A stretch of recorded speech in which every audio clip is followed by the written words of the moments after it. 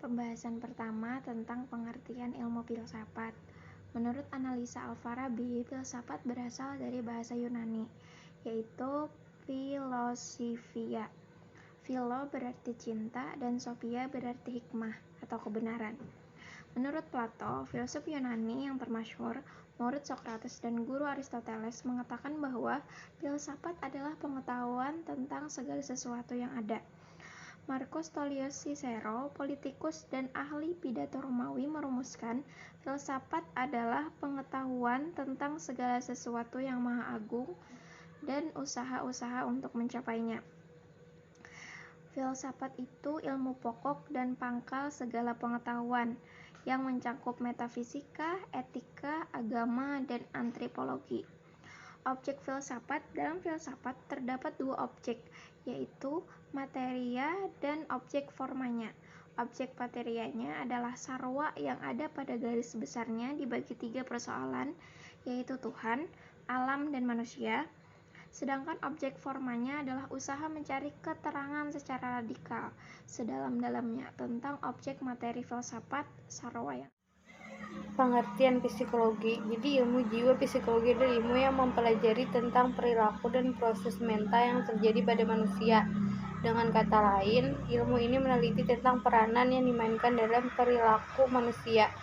Psikologi meneliti tentang suara hati, dhamir, kemauan atau iradah, daya ingat, hafalan, prasangka, dan kecenderungan-kecenderungan manusia, di mana istilah ini berkaitan erat dengan kegiatan manusia, yaitu kegiatan belajar mengajar, tentang musuhnya, penggunaan waktunya, beban amanah yang dipikul, konsekuensi usaha perbuatannya, keterkaitannya dengan moral dan akhlak kepemimpinannya, ibadahnya, dan kehidupannya di akhirat.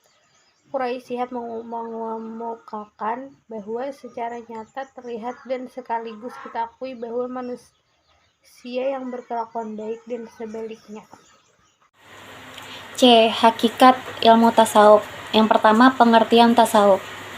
Istilah tasawuf atau sufisme yang telah sangat populer digunakan selama berabad-abad dan sering dengan bermacam-macam arti, berasal dari tiga huruf Arab, yaitu sa, waw, dan fa. Banyak pendapat tentang alasan atas asalnya dari sa, waw, dan fa. Ada yang berpendapat kata itu berasal dari safa yang berarti kesucian atau bersih. Sebagian berpendapat bahwa kata itu berasal dari kata safwe yang berarti baris atau deret, yang menunjukkan kaum muslim awal yang berdiri di baris pertama dalam salat atau dalam perang suci. Sebagian lainnya lagi berpendapat bahwa kata itu berasal dari kata sufah yang berarti serambi Masjid Nabawi di Madinah, yang ditempati oleh para sahabat-sahabat Nabi yang miskin dari golongan muhajirin. Harun Nasution mendefinisikan tasawuf sebagai ilmu yang mempelajari cara dan jalan bagaimana orang Islam dapat sedekat mungkin dengan Allah agar memperoleh hubungan langsung dan disadari dengan Tuhan, bahwa seseorang betul-betul berada di hadirat Tuhan.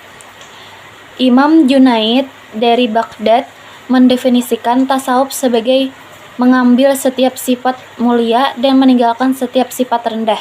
Syekh Abdul Hasan Asyadzili, Syekh Sufi berasal dari Afrika Utara, mendefinisikan tasawuf sebagai praktek dan latihan diri melalui cinta yang dalam dan ibadah untuk mengembalikan diri kepada jalan Tuhan.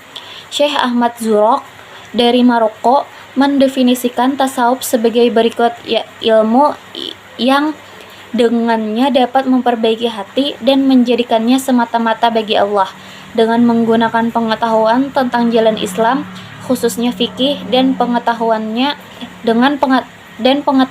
berkaitan untuk memperbaiki amal dan menjaganya dalam batas-batas syariat Islam agar kebijaksanaan jadi nyata. Menurut Syekh Ibnu Ajiba, tasawuf adalah suatu ilmu yang dengan Anda belajar bagaimana berperilaku supaya berada dalam kehadiran Tuhan yang Maha Ada melalui penyucian batin dan mempermanisnya dengan amal baik. Yang kedua, tujuan tasawuf. Jadi tasawuf sebagaimana disebutkan dalam artinya di atas bertujuan untuk memperoleh hubungan langsung dan disadari dengan Tuhan, sehingga disadari benar bahwa seseorang berada di hadirat Tuhan, dan intisari dari itu adalah kesadaran akan adanya komunikasi dan dialog antara manusia dengan Tuhan dengan cara mengasingkan diri dan berkontemplasi. Kesadaran dekat dengan Tuhan itu dapat mengambil bentuk ittihad atau menyatu dengan Tuhan. Kalau menurut Taftazani, seseorang yang bertasawuf mempunyai beberapa ciri, yaitu peningkatan moral. Seorang sufi memiliki nilai-nilai moral dengan tujuan membersihkan jiwa, yaitu dengan akhlak dan budi pekerti yang baik berdasarkan kasih dan cinta kepada Allah. Oleh karena itu, maka tasawuf sangat mengutamakan adab atau nilai baik dalam berhubungan dengan sesama manusia, dan terutama dengan Tuhan atau juhud, qanaah, taat, istiqomah, mahabbah, ikhlas, ubudiyah, dan lain-lain. Sirna atau fana dalam realitas mutlak. Manusia merasa kekal abadi dalam realitas yang tertinggi, bahkan meleburkan kepadanya. Maksudnya menghancurkan atau mensinarkan diri agar dapat bersatu dengan Tuhan. Dan ketentraman dan kebahagiaan sumber ajaran tasawuf adalah Al-Quran dan hadis, yang di dalamnya terdapat ajaran yang dapat membawa kepada timbulnya tasawuf. D. Hubungan antara filsafat dan tasawuf. A. Bentuk hubungan yang paling luas antara tasawuf dan filsafat tentu saja adalah pertentangan satu sama lain, sebagaimana tampak dalam karya-karya Al-Ghazali bersaudara, Abu Hamid dan Ahmad, dan penyair sufi besar seperti Sana'i, Athar, dan Rumi. Kelompok sufi ini hanya memperhatikan aspek rasional dari filsafat, dan setiap kali berbicara tentang intelek, mereka tidak mengartikan intelek dalam arti mutlaknya, namun mengacu kepada aspek rasional intelek atau akal. Yang B. Hubungan antara tasawuf dan filsafat tampak dalam munculnya bentuk khusus yang terjalin erat dengan filsafat. Dalam mazhab tasawuf itu, intelek sebagai alat untuk mencapai realitas tentang yang mutlak dengan memperoleh kedudukan yang tinggi. C. Hubungan antara tasawuf dan filsafat ditemukan dalam karya-karya para sufi yang sekaligus juga filosof, yang telah berusaha untuk merujuk tasawuf dan filsafat. Afdaluddin Kasyani, Qutbuddin Syirazi, Ifturqa al-Isfahani, dan Mir Abul Qasim Findirizki. Orang-orang ini seluruhnya adalah sufi yang berjalan pada jalan spiritual dan telah mencapai makam spiritual. Dan beberapa di antara mereka terdapat para wali, tetapi pada saat yang sama secara mendalam memahami filsafat, dan cukup mengherankan, beberapa di antara mereka lebih tertarik pada filsafat peripatetik dan rasionalistik daripada filsafat intuitif, sebagaimana dapat diamati dalam kasus Mir Findirizki yang amat mendalam as-Shifanya Ibnu Sina. D.